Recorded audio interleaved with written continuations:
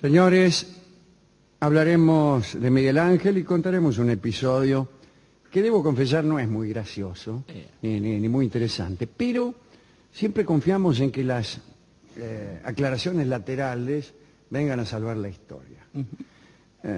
Así que ubiquémonos otra vez en Florencia, allá por 1496, y la situación política era la siguiente. Florencia había sido invadida por los franceses de Carlos VIII, aquel que volvió a Francia con el mal de Nápoles, la sífilis. Los Médicis, la familia que predominaba en Florencia, se habían retirado. Vinieron los franceses, los Médicis se fueron y dejaron la ciudad ahí a merced de los invasores.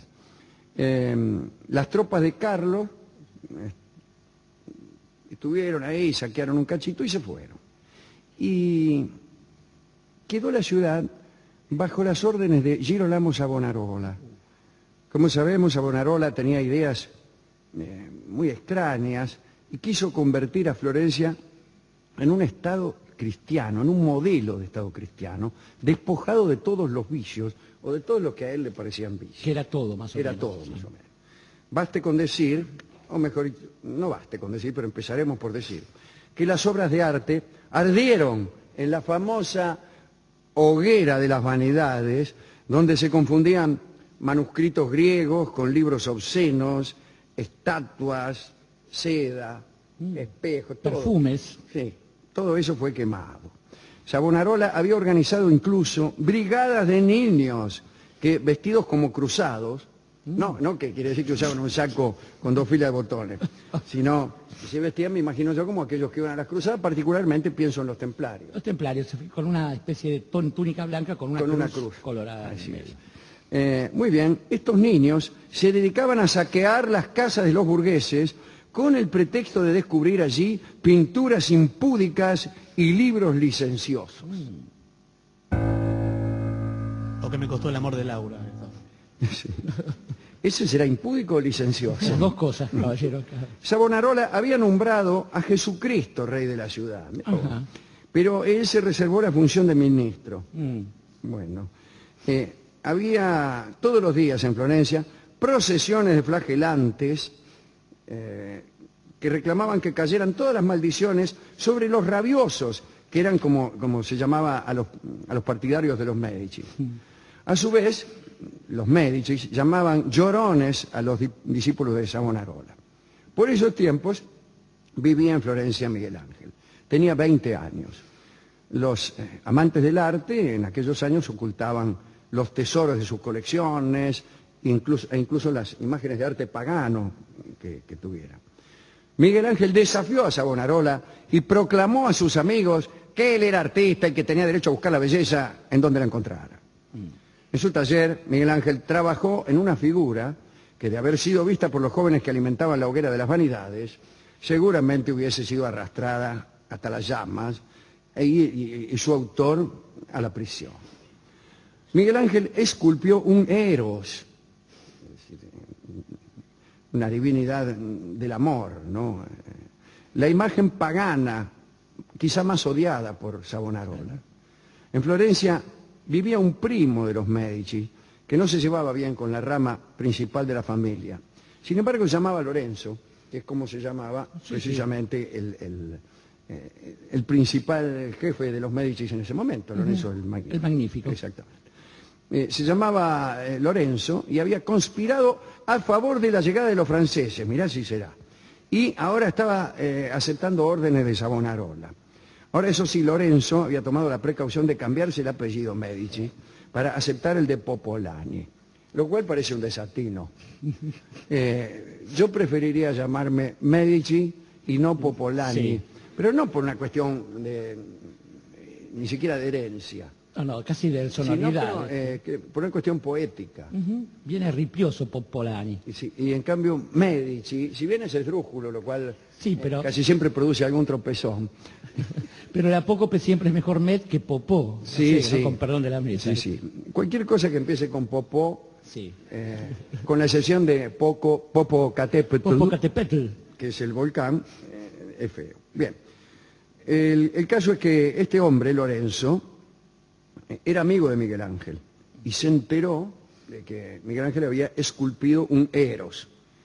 Bueno, entonces fue a un encuentro de artistas, una pequeña reunión un poco clandestina, y Popolani vio la escultura de Miguel Ángel y le habló con sinceridad. Le dijo que nadie tendría valor para comprarla, a menos que se arriesgara a recibir una paliza a mano de las legiones de Savonarola, ¿no? Entonces le recomendó a Miguel Ángel que le vendiera la estatua a los romanos. En Roma no estaba Savonarola ni nada. Ahí estaba el Papa Borgia, que tenía un gran entusiasmo por los dioses griegos. Sí. Bueno, y allí había muchos coleccionistas capaces de pagar buen dinero por aquel mármol.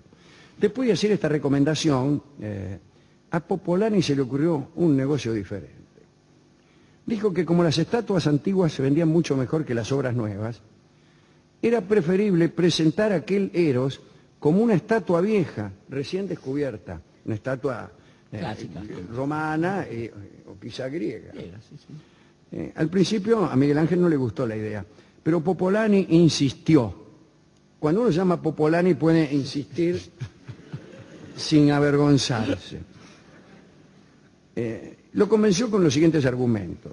Le dijo: oh Michelangelo, no solo vas a ganar más guita, sino que si haces figurar a la estatua como descubrimiento, vas a quedar libre de castigo y encima te vas a dar el gusto de engañar a Savonarola y a los falsos conocedores que se pavonean por Firenze sin poder reconocer lo antiguo de lo moderno y lo falso de lo antiguo. Dijo todo esto, ¿no? No, lo falso del auténtico. Rectificó inmediatamente después.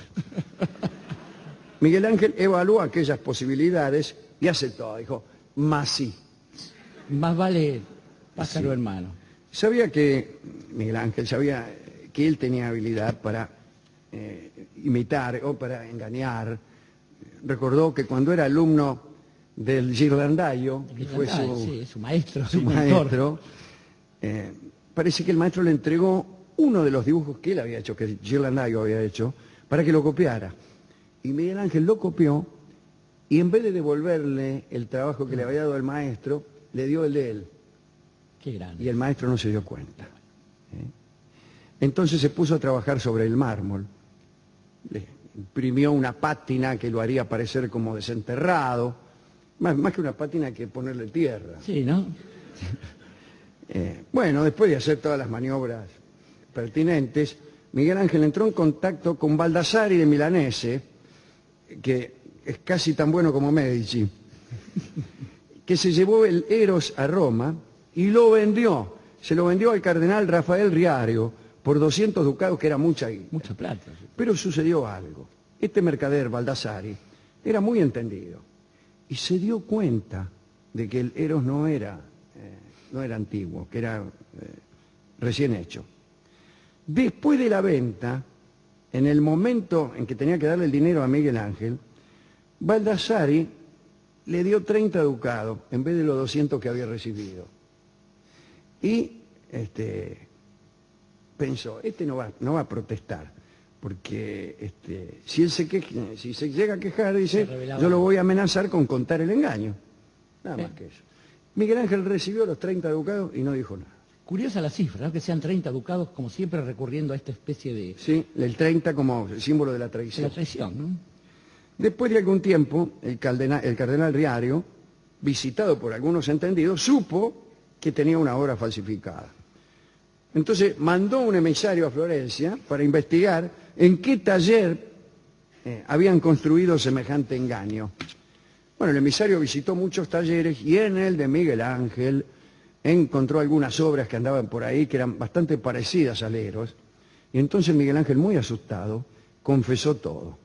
Batió todo y dijo que había hecho que lo vendiera en Roma Baldassari de Milanese por 30 ducados. Y el emisario del cardenal gritó que habían pagado 200. Bueno, tanto Miguel Ángel como el emisario quedaron muy indignados y al final llegaron a un acuerdo, el cardenal y Miguel Ángel. Miguel Ángel viajaría a Roma para trabajar con el cardenal.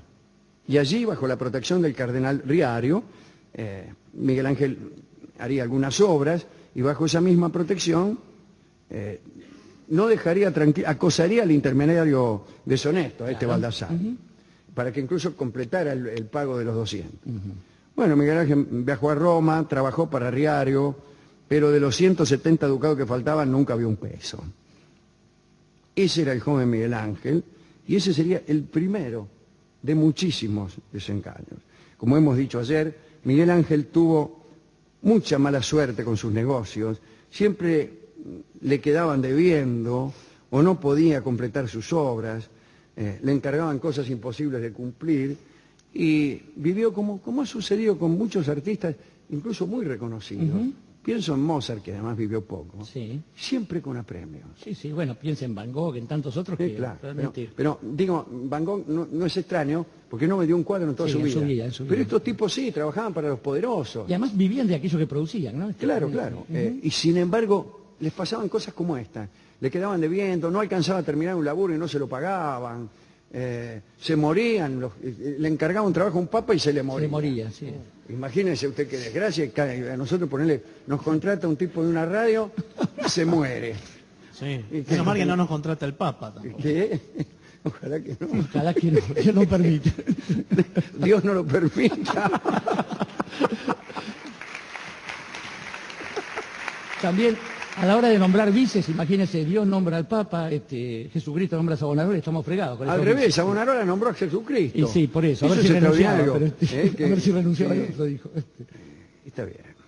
Bueno, queda en usted dedicar esta historia, este episodio de un Miguel Ángel de 20 años.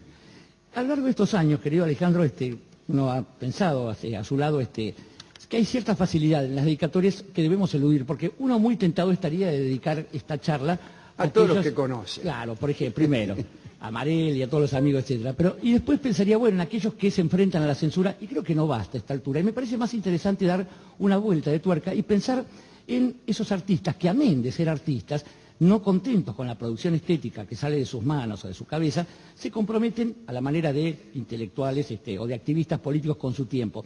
Miguel Ángel, que era un poco reacio a embanderarse, tenía esta especie de vocación rebelde, y justamente es en esa vocación que siempre da una vuelta de tuerca a los desafíos que la vida le plantea. Me gusta pensar en Miguel Ángel falsificador de la obra que le presenta a Ghirlandaio. Me gusta pensar en Miguel Ángel que, no contento con haber esculpido un Eros maravilloso, trata de hacerlo pasar por una obra antigua, y con aquel que, transcurrido el tiempo, no piensa en estas cosas de los 20 años diciendo era una locura. Yo tan solo 20 años tenía y hacía pavadas, sino diciendo, ya a los 20 años me di el lujo de hacer estas cosas pese a que solo 20 años tenía. Y yo tan solo 20 años tenía, es el valsecito que vamos a escuchar y que fue compuesto con toda probabilidad, recordando este episodio temprano de la vida de Miguel Ángel. Se me dirá, la letra no dice nada de eso, no habla de Eros, ni de cardenales, ni de ducados. Ni de Eros, de deuda. Pero es para quedar bien con el comisario. En el disco canto yo, pero hay 3 buenos guitarristas, que son